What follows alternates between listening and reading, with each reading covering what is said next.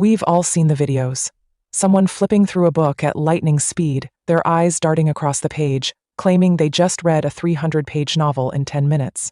It's called speed reading, or sometimes photo reading, and it promises the impossible total knowledge without the time investment.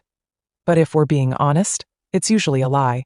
The science of reading is pretty simple. Your eyes can only move so fast, and more importantly, your brain can only process so much.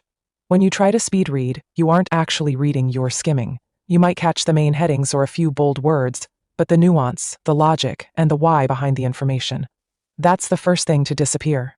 Photo reading, the idea that you can take a mental snapshot of a page, is even more far-fetched. It sounds like a superpower, but study after study has shown that our brains just don't work like scanners.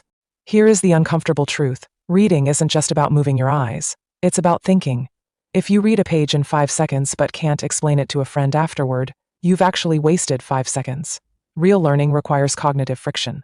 You need to slow down enough to argue with the text, to ask questions, and to connect new ideas to things you already know.